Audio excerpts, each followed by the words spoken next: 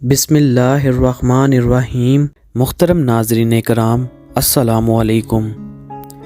آج کی ویڈیو میں ہم جس مشہور و معروف بزرگ ہستی کا ذکر کرنے جا رہے ہیں ان کا نام حضرت سید بابا شاہ جمال قادری سہروردی رحمۃ اللہ تعالی علیہ ہے۔ ایک روایت میں ہے کہ آپ کے والد محترم کا نام حضرت مولانا عبد الواحد اور ایک میں عبداللہ درج ہے۔ آپ رحمۃ اللہ علیہ کشمیر کے رہنے والے تھے۔ آپ کے گھر دو صاحبزادے پیدا ہوئے، ایک کا نام حضرت شاہ جمال اور دوسرے کا نام حضرت شاہ کمال رحمۃ اللہ علیہ ہے۔ آپ کا تعلق سادات خاندان سے تھا اور شجرہ نسب حضرت امام حسین علیہ السلام سے جا ملتا ہے۔ حضرت بابا شاہ جمال قادری رحمۃ اللہ علیہ کے والد محترم حاکم کشمیر سے کسی بات پر ناراض ہوئے اور وہاں سے ہجرت کر کے سیال کوٹ آ گئے اور پھر عہد اکبری میں آپ لاہور تشریف لے آئے۔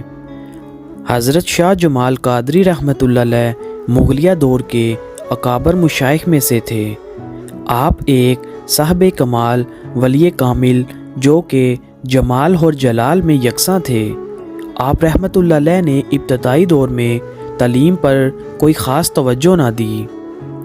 بچپن میں ایک دن آپ رحمۃ اللہ علیہ بچوں کے ساتھ کھیل رہے تھے کہ ایک بزرگ ہستی کا وہاں سے گزر ہوا تو انہوں نے حضرت شاہ جمال رحمۃ اللہ علیہ کو اپنے پاس بلایا اور فرمایا کہ اچھے بچے اپنی زندگی کے ابتدائی ایام کھیل کود میں ضائع نہیں کرتے۔ اس دن کے بعد آپ رحمۃ اللہ علیہ نے حصول علم کے لیے کوشش شروع کر دی اور دینی مدرسے میں داخلہ لیا۔ دینی تعلیم میں پھر کمال حاصل کیا۔ آپ رحمۃ اللہ علیہ نے حضرت شیخ ککرا بیگ رحمۃ اللہ علیہ کے دست حق پر بیعت کی اور ان کی صحبت اور نگاہ فیض سے روحانیت حاصل کی۔ آپ رحمۃ اللہ علیہ نے تمام عمر رشد و ہدایت کا فریضہ سر انجام دیا۔ آپ رحمۃ اللہ علیہ کا مزار شریف شادمان کے قریب شاہ جمال کالونی میں ایک بلند ٹیلے پر واقع ہے۔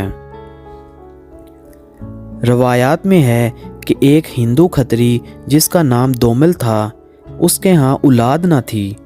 وہ اکثر دعا کی غرض سے حضرت بابا شاہ جمال رحمۃ اللہ علیہ کی خدمت میں حاضر ہوتا۔ ایک دفعہ وہ کھتری آپ رحمۃ اللہ علیہ کی خدمت میں حاضر ہوا اور چند خربوزے لے کر آیا۔ آپ نے وہ خربوزے قبول فرمائے اور 2 خربوزے اس کو واپس دے دیے اور خود نماز میں مصروف ہو گئے۔ اس نے سوچا شاید حضرت نے یہ مجھے کاٹنے کے لیے دیے ہیں۔ اس نے ایک خربوزے کو کاٹنا شروع کیا۔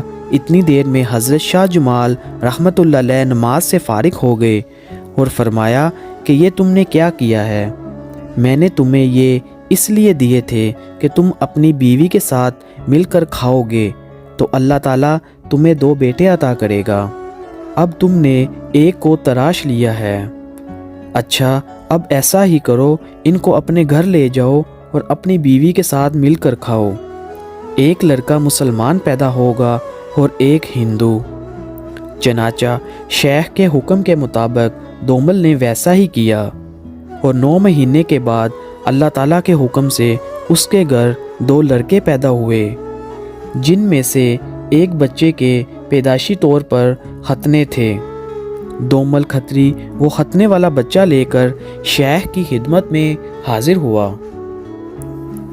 آپ رحمۃ اللہ علیہ نے اس بچے کو اپنا بیٹا بنا لیا اور اس کا نام فخر الدین رکھا اور تربیت فرما کر ظاہری اور باطنی دولت سے سرفراز فرمایا۔ جب وہ بچہ بڑا ہوا تو آپ رحمۃ اللہ علیہ نے اس کو محلہ جورے موری لاہور میں ایک مکان خرید کر دیا۔ فخر الدین اس مکان میں اپنے بال بچوں کے ساتھ خوش تھا۔